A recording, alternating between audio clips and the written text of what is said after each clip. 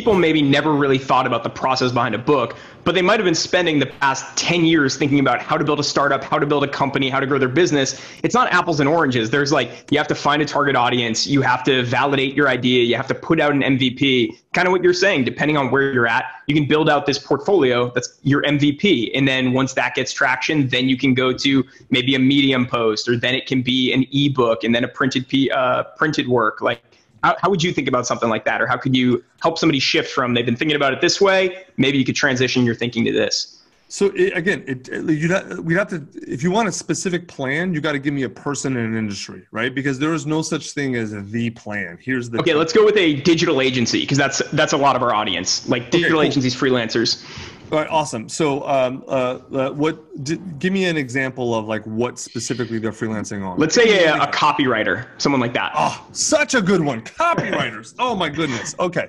So if you are a copywriter, right? Right now, what I would be doing if I were a copywriter is I would, depending on, probably you have a specialty like, health and fitness or e-com, right?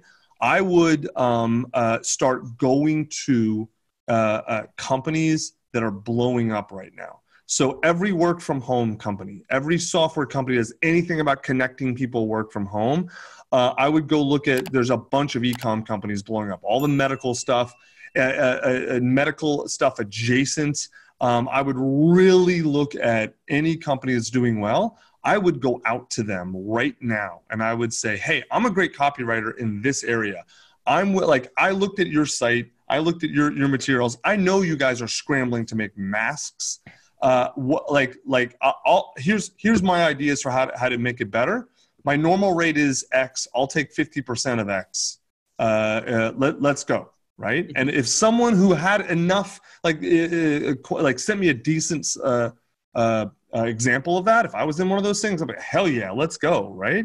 And so then you have one piece of material. Let's just say some low-level medical device company that's growing 100% a week right now.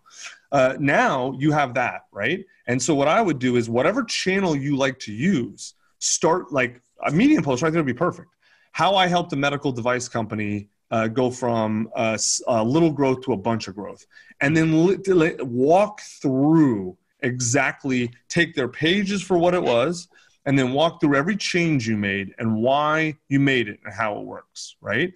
Then you take that and send it to every other medical device company, right? And by the way, you can sub out medical device for anything here. It doesn't matter. Like send it to all their competitors, anyone who's even adjacent to them, right? Mm-hmm. And say, hey, look, again, do a little bit of research on the company, the new one you're approaching. Say, hey, look, I looked at your company. I really like it. I think you could improve your copy though. Here's 3 quick, easy changes I would make. 1, 2, 3. And then here's an example of how I took this one company and helped them double their sales, and then link the Medium post. If you want to talk, I'm on board, right? And so like you do that, and with just even a basic amount of research on people, you'll get anywhere from 5 to 25% positive responses. And depending on how well you can sell and how well you can talk to people, you might close up to a quarter or more of those people, right? And now all of a sudden you have a portfolio of people, right? Then from there, so let's say you get 5 clients, you do really good with even 4 of them. So now, and you got the one before, so you got 5 solid case studies. Now you put up a website. Hey, I'm the copywriter for industry X, medical devices, right?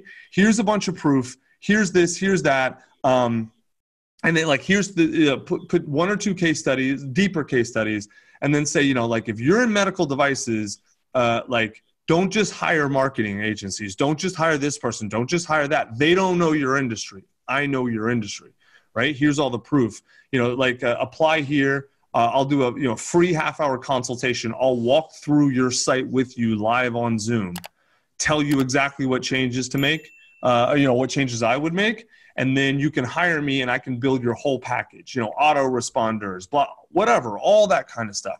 Dude, I mean, I will tell you right now, copywriter, such a good example because any industry, even marketing, right? Mm-hmm. But just about any industry, I would say, if you gave me a suite of 10 example companies, I would be shocked if more than one had even half decent copy on their site. Shocked. Even in marketing, which is like full of, I'm a marketer. Marketers. Maybe half, right, full of marketers.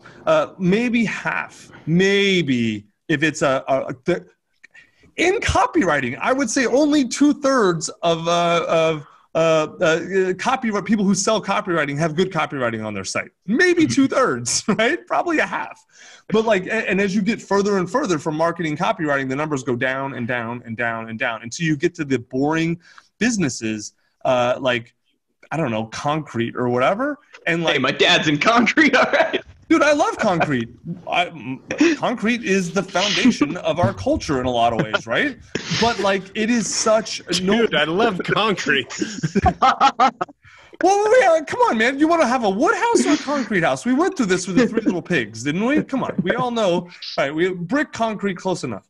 But the point is, like, boring businesses that make money and are important have terrible copy. Do you know how easy it is to be the best, the most well-known plumber in a town, or the most well-known HVAC company in a town, or the most whatever? It's so easy because the competition is like this. There's tons of companies, but none of them spend any time or effort on marketing. So if you are a copywriter, like, I'll tell you guys, the model is Roy H. Williams for copywriters. Roy H. Williams is the highest paid living ad writer. He runs the Wizard of Ads Academy, right? And he's a friend of mine, total genius. He decided 40 years ago he was going to focus on small, medium businesses.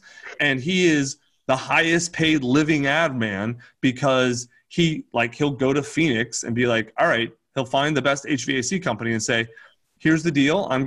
You're going to give me this % of your company and I'm going to blow you up 4X. You give me your ad budget and I'm going to do it. And then he does. And so like, if you live in Phoenix, you've heard of Gettle Air Conditioning, right? That's Roy Williams. If you live in Charlotte, you've heard of Mr. Gentry, whatever they're called. Like, there's only one HVAC company in Charlotte because it's the guy's Mr. Gentry, and it's all Roy Williams, right? So like, you don't have to be Roy Williams. You don't have to be, and he's a genius. You just have to pick your niche and be better than a bunch of people who don't know what they're doing. Now is the time. Now is the time. I mean, like, seriously. Did you like what you just saw? Well, great, because our YouTube channel is chock full of tips on how to grow your online business and learn from the best in the industry. So make sure you hit that subscribe button so you never miss out. And if you're looking for the absolute best software for entrepreneurs at the lowest possible price, then you should absolutely head over to appsumo.com and subscribe to our email list. Heck, we'll even throw in 10% off your first order just to make it a no-brainer.